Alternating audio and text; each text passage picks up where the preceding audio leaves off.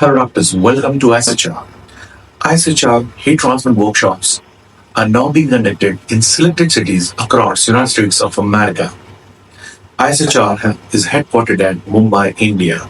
This video is for qualified doctors, that's plastic surgeons, dermatologists and facial surgeons who are interested in setting up the hair transplant center or starting the hair transplant practice. I'm Dr. Vivek, Organizing Secretary, Hair Transplant Workshops at ISHR, Indian Society of Hair Restoration. ISHR global headquarters are at Mumbai, India. ISHR also have chapters in few cities in India and abroad, having respective president secretaries who handle practical training in their respective cities and centers. We are inviting experienced hair transplant surgeons across India and the world to associate with us to offer to qualified doctors hair transplant practical training at their respective centers. So let's discuss in brief about ISHR workshop, curriculum and topics which we are going to cover for you. First and foremost, we're going to start with consulting a hair transplant patient, finding out what are the indications and contraindications for hair transplant.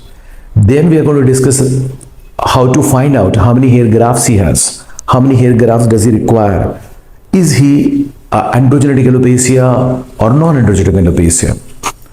Then we are going to discuss about hairline design as per his age, height, ethnicity. He's Afro, he's Caucasian, he's Asian, he's Indian. So we're going to draw his hairline. We are going to discuss about distribution of the grafts. Is he going to comb from left to right or behind? So when he comes for a consultation, we have to show him how he's going to look, how many grafts we are planning to put, how many grafts he has got, how do we distribute these grafts, etc. Of course, we're going to ask a lot of questions which he'll ask, the frequently asked questions from the patient, like how long the hair transplant result may last, is there any complication, side effect, what is our technique, and so on. Is it going to pain, and so on and so on. Will the hair really come? What is the success rate, etc. Then we are going to discuss about art of hair extraction. What is safe donor area? What is a good donor management? What sort of instruments can be used, like the hybrid punch, the trumpet punch, the sharp punch, the dull punch, the role of tumescence for the donor area, okay, the role of skin retractor for the donor area, the role of Z's magnification loop for extraction, and so on. Like we're going to leave 3 or 4 grafts and take 1 graft. It's called proper donor management, so there should not be any donor deprecation. Then we're going to discuss about different methods of hair implantation. We're going to make a slit with sapphire blade and we're going to implant with the forceps, one method. Or we're going to make the slit with a sapphire blade and implant with a keep implanter, the second method. Or we may not make any slit and directly implant with the direct pen method. Then we're going to discuss about angle, like 15-20 degree angle at the hairline, the frontal scalp, 30 degree angle at the mid scalp, 40-45 degree, and a swirl pattern at the crown area, 5 degree at the temples, 10 to 15 degree at the frontotemporal angle. So we will discuss about the depth of hair transplant, the techniques of hair transplant, the distribution of graft to create illusion, and the angles and the direction and the curls of the hair follicle. So these will be covered. We will discuss about pre-operative preparation, what investigations we have to do, post-op care, medical emergencies, surgical complications, and so on. In the hair transplant instruments, we will also discuss about different machines for extracting of hair. Different micromotor machine, the 360 degree rotation machine, the 180 degree oscillation machine, the manual extraction method, and so on. Because for Afro hair, machine would be different, the punches may be different. For long hair transplant, the punches may be different. So there would be different equipments for different ethnicity, which we are going to discuss once you come for the hair transplant workshop. We are also going to discuss how to reduce post-FUE micro scarring or white dots. We use biotech products to reduce it. Okay. During analysis, remember, we're going to check hypertrophic scar, keloid, is he having any cardiac issue, respiratory issue, epilepsy, autoimmune disorder, LPs, psoriasis, alopecia areata. So, you have to thoroughly evaluate him medically as well as scalp so that you don't take on cases which were not indicated. That's very, very important. Another important factors which we have to discuss is how to extract quality grafts. The graft should not be transacted. Okay, if you need soft hair from nape of the neck for a feathery hairline around 150, you should store it separately.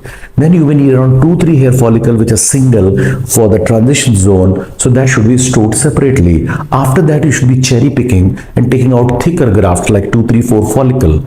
And the most important is don't damage them, don't let them dry, don't avoid transaction. So initially you will have little transaction, but as you become a senior surgeon, your transaction rate should not be more than 3%. So there will be a whole discussion about the science of hair graft extraction and how to prevent transaction for better hair transplant results. We will also discuss comparison between FUE, the new techniques where you take out single graft, follicular unit excision, as well as FUT, where you take a strip. Where this should be used FUT, where FU should be used, where there should be combination of the two. What are the advantages, disadvantages of the FUT, the strip method, and what are the advantages and disadvantages of the FU method. We're going to discuss about terminology in hair transplantation, and of course, there is sometimes confusions of different types of FUE. So we'll dissect it, the principles behind naming of a particular technique of FUE. Then the two most important thing, exclusive with very few clinics, that is a new technique called instant FUE we want to discuss. See, as you see, most of the time the hair grafts were taken out and they would be keeping hair graft for 5 to 6 hours outside.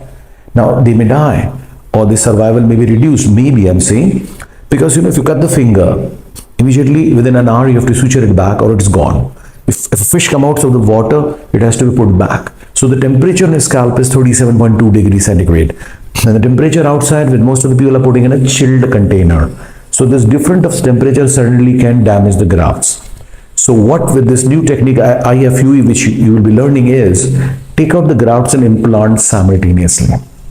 Maybe 1000, 500, 250, 100, whatever technique you want to do, but reduce the out of body time of the grafts.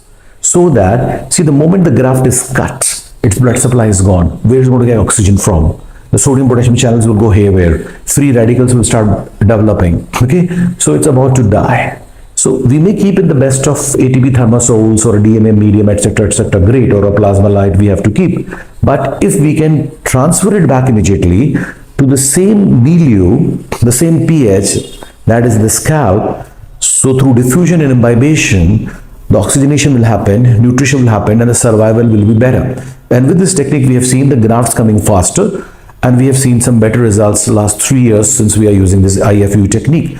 So the people may call this with different name, but it's pretty new technique, and we are quite sure in the future this will be the technique in the world.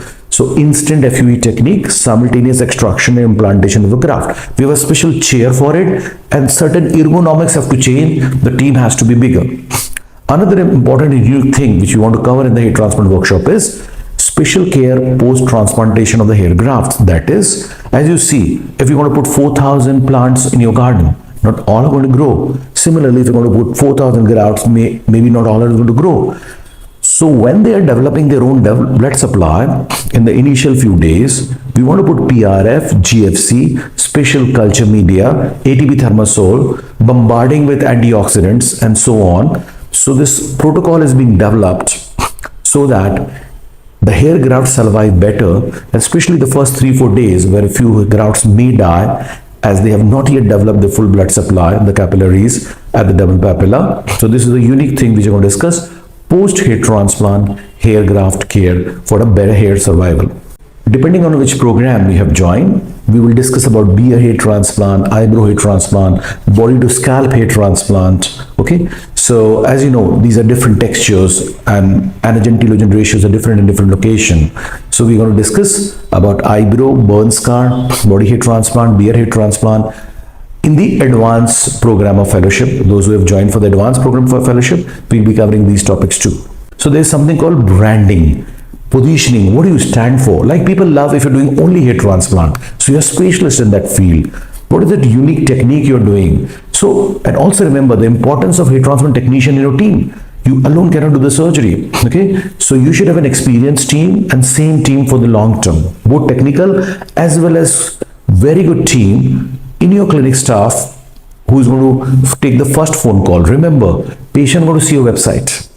Then going to call to your receptionist. And then come to you. So before there's a lot of happening, So make sure everything is in place. Use hair transplant software so everything is systematic. After 5 years also you can SMS, WhatsApp or call your patient to know the status. So follow up is so important for your patients because the same patient is going to give you more patients. So we're going to discuss about branding, positioning, communication, hiring of the right staff, hiring of the technician, where to get them, what are the legalities, what are the taxations. So ISHR is all about 360-degree solution because we have seen a lot of doctors who are doing well, but they stop here. So we hold their hand, try our best to set up the practice, help them become more successful, but alone we cannot do, as a team we can do. So this is a very important aspect called the finishing touch. After you know everything, how do you come as a physician into the market and how you become a successful hair transplant practitioner. For any further queries, please contact the numbers below. Our counselor will guide you and help you and sort out most of your queries. So goodbye and see you.